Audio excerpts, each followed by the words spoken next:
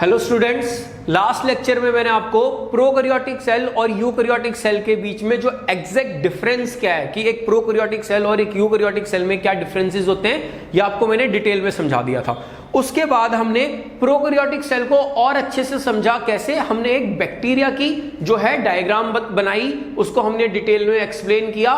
तो जो बैक्टीरिया है वो एक प्रोकैरियोटिक सेल है, तो मैंने बैक्टीरिया आपको अच्छे से समझा दिया, मतलब मैंने आपको प्रोकैरियोटिक सेल के बारे में और डिटेल में इंफॉर्मेशन दे दी। अब हमारा आज का क्या टॉपिक रहेगा, यूकैरियोटिक सेल।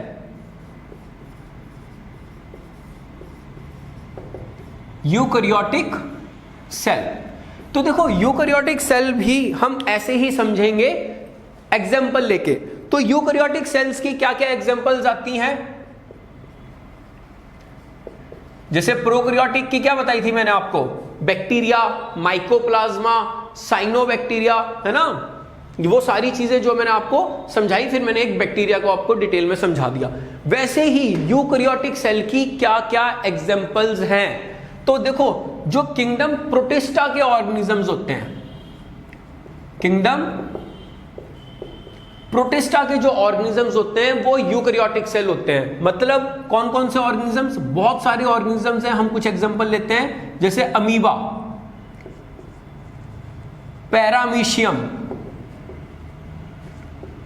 यूग्लिना, ये जो है किंगडम प्रोटिस्टा के ऑर्गेनिजम्स हैं। तो मतलब ये जो ऑर्गेनिजम्स होंगे ये यूकैरियोटिक सेल से बने होंगे, ठीक है। वैसे ही और क्या है, जो किंगडम फंजाई के ऑर्गेनिजम्स होंगे, किंगडम फंजाई के जो ऑर्गेनिजम्स होंगे वो भी यूकैरियोटिक सेल होंगे। फिर किंगडम प्लांटे के जो ऑर्गेनिजम्स होंगे, फिर किंगडम एनिमलिया के जो ऑर्गेनिजम्स होंगे वो भी यूकैरियोटिक ऑर्गेनिजम्स होंगे। देखो हमने यहां पे जैसे बैक्टीरिया को डिटेल, बैक्टीरिया सेल को हमने डिटेल में पढ़ा, वैसे ही हम यहां पे एनिमल सेल और प्लांट सेल को पढ़ेंगे। लेकिन यूकैरियोटिक सेल होने का सिंपल सा मतलब क्या है कि इन सब ऑर्गेनिज्म में जो सेल होगा उसमें न्यूक्लियस प्रेजेंट होगा, है ना। यूकैरियोटिक सेल होने का यही मतलब है, वो आपको मैंने सारा समझा दिया है। तो अब हम क्या करेंगे, अब हम एक एनिमल सेल की जो है डिटेल में डायग्राम बनाएंगे। ये सारी एग्जांपल्स हैं यूकैरियोटिक सेल में कौन कौन से ऑर्गेनिजम्स आते हैं, ठीक है। प्रोटिस्टा, फंजाई, प्लांटिया, एनिमलिया जो है ये यूकैरियोटिक सेल की एग्जांपल्स हैं। और प्रोकैरियोटिक सेल की कौन सी एग्जांपल थी, बैक्टीरिया, है ना, ब्लू ग्रीन एल्गी या जिसको आप साइनोबैक्टीरिया कहते हो, और माइकोप्लाज्मा, वो सारे प्रोकैरियोटिक सेल के एग्जांपल्स थी। अब हम सबसे पहले एक एनिमल सेल की डायग्राम बनाएंगे।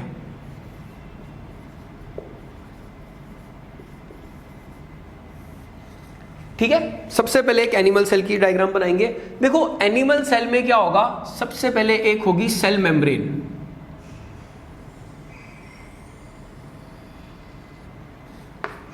जिसको हम बायो मेम्ब्रेन भी बोल सकते हैं या प्लाज्मा मेम्ब्रेन भी बोल सकते हैं।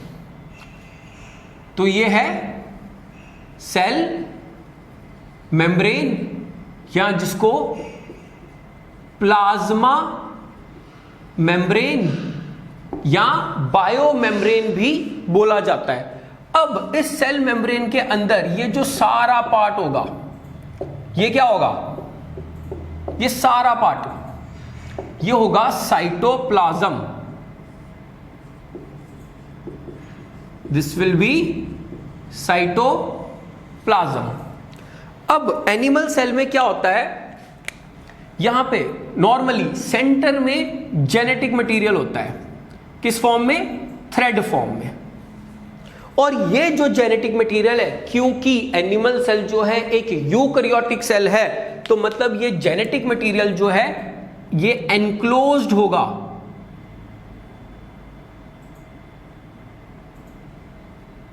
एक न्यूक्लियर मेम्ब्रेन से। और यहां पे देखो समझने वाली बात क्या है, जो न्यूक्लियर मेम्ब्रेन है वो मैंने डबल मेम्ब्रेन बनाई है, मतलब जो न्यूक्लियर मेम्ब्रेन है वो 2 लेयर्ड मेम्ब्रेन होती है, ठीक है। तो न्यूक्लियर मेम्ब्रेन, और कहीं कहीं पे देखो, ये मैं यहां पे सारी इसकी मार्किंग कर रहा हूं, ये मैंने क्या बनाई, ध्यान से, nuclear membrane, double layered membrane है। फिर मैंने न्यूक्लियर मेम्ब्रेन के बीच बीच में कहीं पे ये स्पेसेस दिखाई हैं, देखो ये वाली है ना, दोनों मेम्ब्रेन्स को पूरी ये कंटिन्यूअस नहीं है, यहां पे स्पेसेस दिखाई है। ये जो स्पेसेस है ये है न्यूक्लियर पोर, न्यूक्लियर पोर, ठीक है। फिर उसके बाद ये जो सेंटर में है, ये जो मैंने थ्रेड लाइक मटेरियल दिखाया है, this is chromatin fibres, these are chromatin fibres, मतलब जो हमारे डीएनए के फाइबर्स होते हैं। यही क्रोमेटिन जो है फ्यूचर में जब सेल डिवाइड होता है, जब फ्यूचर में सेल को डिवीजन करनी होती है, तो ये जो थ्रेड लाइक क्रोमेटिन फाइबर्स होते हैं ये कंडेंस होके ये फॉर्म ले लेते हैं, जिसको आप क्या बोलते हो, क्रोमोसोम्स। देखो आहिस्ता आहिस्ता सारी चीजें समझोगे। ये डीएनए थ्रेड्स हैं जो जब ये थ्रेड फॉर्म में होते हैं, धागों की फॉर्म में होते हैं, तब इनको क्रोमेटिन कहते हैं। और जब सेल ने डिवाइड करना होता है तो ये जो धागे होते हैं ये कंडेंस हो जाते हैं। ये भी समझाऊंगा मैं आपको क्या होता है, कैसे होता है। तो लेकिन फाइनली जब वो कंडेंस हो जाते हैं तो इस फॉर्म में आ जाते हैं, इसको हम बोलते हैं क्रोमोसोम्स। मतलब इसको हम क्रोमेटिन फाइबर्स भी बोल सकते हैं, इसको हम डीएनए भी बोल सकते हैं, इसको हम क्रोमोसोम्स भी बोल सकते हैं। बट अभी बेटर वर्ड क्या रहेगा, डीएनए या क्रोमेटिन फाइबर, क्योंकि अभी इसको हमने थ्रेड लाइक फॉर्म में बनाया है। अगर ये कंडेंस फॉर्म में बनाता मैं तो क्रोमोसोम्स जो है वो वर्ड में यूज कर सकता था, इसलिए मैं अभी यहां पे क्रोमोसोम वर्ड यूज नहीं कर रहा हूं, क्योंकि अभी ये थ्रेड फॉर्म में बनाया है हमने। ठीक है, आहिस्ता आहिस्ता समझो। देखो 10th के बाद जब बच्चा +1 में आता है, यहां पे जो टॉपिक होता है वो बहुत डेप्थ में पढ़ा जाता है, इसलिए एकदम से कोई जल्दी नहीं करो, ये बहुत लंबा प्रोसेस है। आहिस्ता आहिस्ता पढ़ो, समझो, उसकी प्रैक्टिस करो, रिवीजन करो, हर चीज क्लियर हो जाएगी। ठीक है, अब ये जो क्रोमेटिन फाइबर होते हैं, ये एक न्यूक्लियर मेम्ब्रेन के अंदर भी एक फ्लूइड होता है, इस फ्लूइड को बोलते हैं हम न्यूक्लियोप्लाज्म। इस फ्लूइड को क्या बोलते हैं, जैसे सेल के अंदर न्यूक्लियस के बाहर जो ये फ्लूइड होता है इसको साइटोप्लाज्म बोलते हैं, तो न्यूक्लियस के अंदर जो फ्लूइड होता है इसको बोलते हैं हम न्यूक्लियोप्लाज्म। और कभी कभी क्या होता है कि ये न्यूक्लियस के अंदर ये जो जेनेटिक मटेरियल होता है कहीं कहीं पे कुछ कंडेंस स्ट्रक्चर्स दिखाता है, कहीं कहीं पे ये कंडेंस हो जाते हैं, जो क्रोमेटिन फाइबर्स होते हैं कहीं कहीं पे कंडेंस हो जाते हैं, इसको बोलते हैं हम न्यूक्लियोलस। इसको क्या बोलते हो, इसको बोला जाता है न्यूक्लियोलस, NUCLEOLUS, न्यूक्लियोलस। देखो ये जो सारा मटेरियल है, nucleolus, nuclear membrane, nuclear pore, DNA या क्रोमेटिन फाइबर्स, न्यूक्लियोप्लाज्म, इस सब को मिला के, इस सब चीजों को मिला के बोला जाता है न्यूक्लियस। डन, समझ आ गया? इन सब चीजों को मिला के क्या बोला जाता है, न्यूक्लियस। इतनी चीजें समझ आ गई आपको? अब देखो क्या होता है, ये जो हमारा आउटर न्यूक्लियर मेम्ब्रेन होती है, आउटर न्यूक्लियर मेम्ब्रेन होती है ना, एक इनर न्यूक्लियर मेम्ब्रेन है, एक आउटर न्यूक्लियर मेम्ब्रेन है। इस इनर न्यूक्लियर मेम्ब्रेन से ऐसे कुछ एक्सटेंशंस अराइज होती हैं। ये जो स्ट्रक्चर है, ये स्ट्रक्चर जो है ये मैंने बनाया है एंडोप्लाज्मिक रेटिकुलम का। ये स्ट्रक्चर किसका बनाया मैंने, एंडोप्लाज्मिक रेटिकुलम का। देखो ये जो हम ऑर्गेनलीज लिख रहे हैं ना, ये ऑर्गेनलीज भी हमने डिटेल में सारी पढ़नी है। ठीक है, तो अभी मैं सिर्फ एनिमल सेल में क्या क्या ऑर्गेनलीज होती हैं मैं आपको वो समझा रहा हूं, और आहिस्ता आहिस्ता हम डिटेल में ये चीजें जो है स्टडी करेंगे। अब ध्यान से समझना, ये जो एंडोप्लाज्मिक रेटिकुलम है ये 2 टाइप का होता है।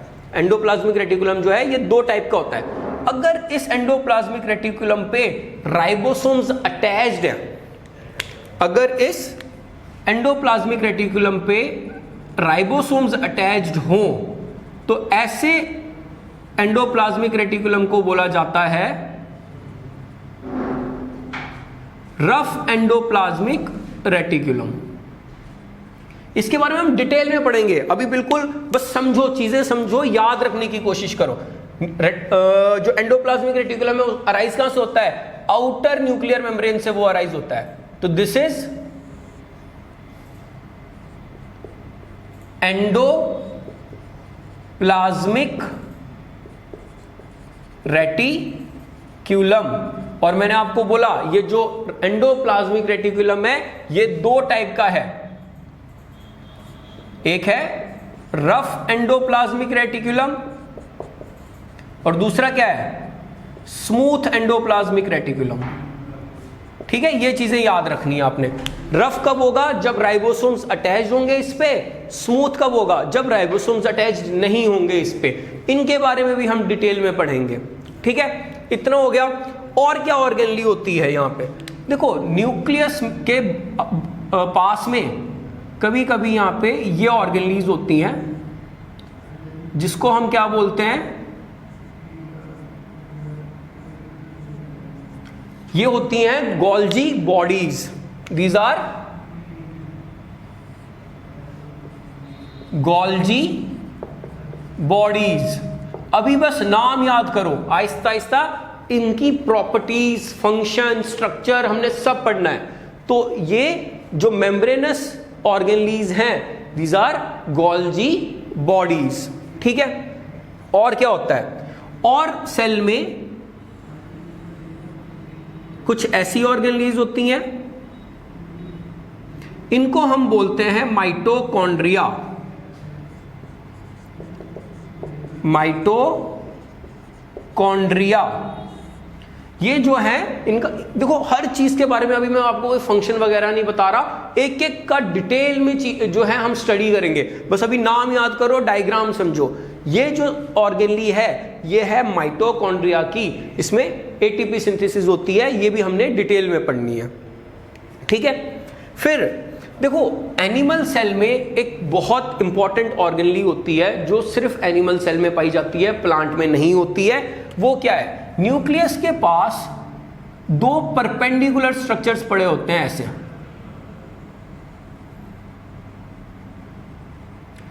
These are called centrioles। ठीक है, These are called centrioles। ध्यान से समझो इसको। These are called centrioles।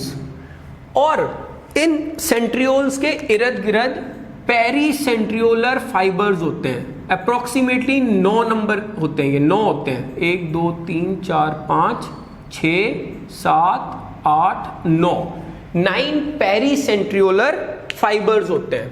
तो these are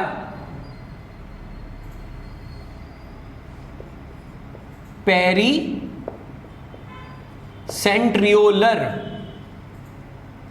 fibres. Pericentriolar fibres, ये जो स्ट्रक्चर है ये एनिमल सेल में होता है, प्लांट में नहीं होता। अब देखो ये जो पेरीसेंट्रियोलर फाइबर और सेंट्रियोल्स हैं, दो सेंट्रियोल्स होते हैं परपेंडिकुलर टू ईच अदर, इन दोनों को मिला के एक टर्म दी गई है सेंट्रोसोम। याद रखना, बच्चे कंफ्यूज हो जाते हैं, सेंट्रियोल क्या है, सेंट्रोसोम क्या है। Centrosome, CENTROSOME, centrosome. तो सेंट्रियोल बोले या सेंट्रोसोम बोले, ये एक ऑर्गेनली है हमारे एनिमल सेल की जो प्लांट में नहीं होता। ठीक है, इतना समझ आ गया। और क्या चीजें होती है इसमें? देखो हमारे एनिमल सेल में छोटे छोटे वैक्यूल्स भी होते हैं, छोटे छोटे वैक्यूल्स भी होते हैं। These are vacuoles.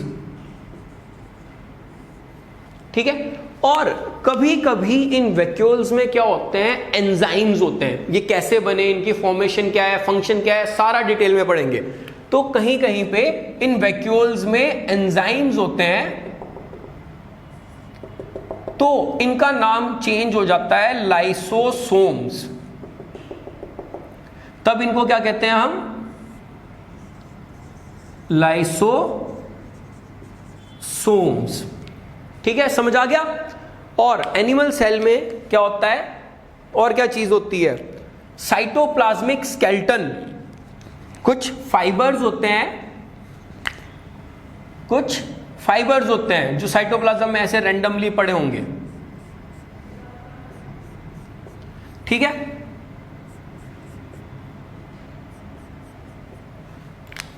तो इनका क्या नाम है, इनको बोलते हैं हम साइटोस्केलेटल स्ट्रक्चर्स। साइटोस्केलेटल स्ट्रक्चर्स ये दो टाइप के होते हैं, माइक्रोट्यूब्यूल्स एंड माइक्रोफिलामेंट्स। इनके बारे में भी पढ़ेंगे हम कि कहां पे होते हैं, क्या फंक्शन होता है, हर चीज पढ़ी जाएगी। ठीक है, और कोई ऑर्गन ली, सेल मेम्ब्रेन के अंदर जो भी एरिया है वो है साइटोप्लाज्म। साइटोप्लाज्म में सेंटर में जो genetic material, it is enclosed bye a nuclear membrane. Nuclear membrane के बीच में स्पेसेस होती हैं, उनको बोलते हैं हम न्यूक्लियर पोर, जहां से मतलब जो एंजाइम्स वगैरह या जो भी चीजें न्यूक्लियस में बनेगी वो साइटोप्लाज्म में आ सकती है। फिर ये जो न्यूक्लियर मेम्ब्रेन के अंदर का जो सारा फ्लूइड होगा उसको बोलते हैं हम न्यूक्लियोप्लाज्म। ये सारा जो स्ट्रक्चर है वो मिलके बनाता है न्यूक्लियस। फिर हमारे कुछ ऑर्गेनलीज होती हैं जहां पे एटीपी फॉर्मेशन होती है, इनको बोलते हैं हम माइटोकॉन्ड्रिया। न्यूक्लियर मेम्ब्रेन से अराइज होता है एंडोप्लाज्मिक रेटिकुलम। अब ये दो टाइप का हो सकता है, rough endoplasmic reticulum, smooth endoplasmic reticulum. Rough endoplasmic reticulum जो होगा वहां पे राइबोसोम्स अटैच्ड होंगे, है ना। रफ एंडोप्लाज्मिक रेटिकुलम पे क्या होगा, राइबोसोम्स अटैच्ड होते हैं। एक प्रोटीन होता है राइबोफोरिन, उसकी हेल्प से राइबोसोम्स जो हैं वो इसकी मेम्ब्रेन पे अटैच हो जाते हैं। एक चीज और याद रखना, जो ये राइबोसोम्स होते हैं ये न्यूक्लियर मेम्ब्रेन के, आउटर न्यूक्लियर मेम्ब्रेन पे भी हो सकते हैं। ठीक है, राइबोसोम्स की पोजीशन क्या क्या है ये मैं आपको डिटेल में बाद में भी बताऊंगा, बट अभी थोड़ा सा सुन लो। राइबोसोम्स जो है न्यूक्लियर मेम्ब्रेन के ऊपर हो सकते हैं। राइबोसोम्स जो है वो हमारी एंडोप्लाज्मिक रेटिकुलम के साथ अटैच हो सकते हैं, और राइबोसोम्स जो है वो हमारे साइटोप्लाज्म में जो है प्रेजेंट हो सकते हैं। These are ribosomes. ठीक है, ऑर्गेनलीज होती है एक माइटोकॉन्ड्रिया और एक क्लोरोप्लास्ट, इनके अंदर भी राइबोसोम्स होते हैं। लेकिन जो ये बाकी राइबोसोम्स हैं ये ATS टाइप के होते हैं, और जो माइटोकॉन्ड्रिया और गोल्जी बॉडी के अंदर, माइटोकॉन्ड्रिया और क्लोरोप्लास्ट के अंदर जो राइबोसोम्स होते हैं वो 70S टाइप के होते हैं, जैसे कि प्रोकैरियोटिक सेल में। ये डिफरेंस में समझाया था मैंने आपको, है ना। तो ये एक डिटेल डायग्राम मैंने आपको बना के दे दी, किसकी, एनिमल सेल की। इसके बाद जो हमारी अगली डायग्राम बनेगी वो बनेगी प्लांट सेल की। ठीक है, लेकिन उससे पहले मैं आपको यहाँ पे जो प्रोजेक्टर व्यू है वो यहाँ पे देना चाहूंगा एनिमल सेल का। डन। ये जो हमने अभी आपको एनिमल सेल की डायग्राम मैंने अभी आपको बताई, ये उसी का प्रोजेक्टर व्यू है। ठीक है, तो ये 3D इमेज हो गई।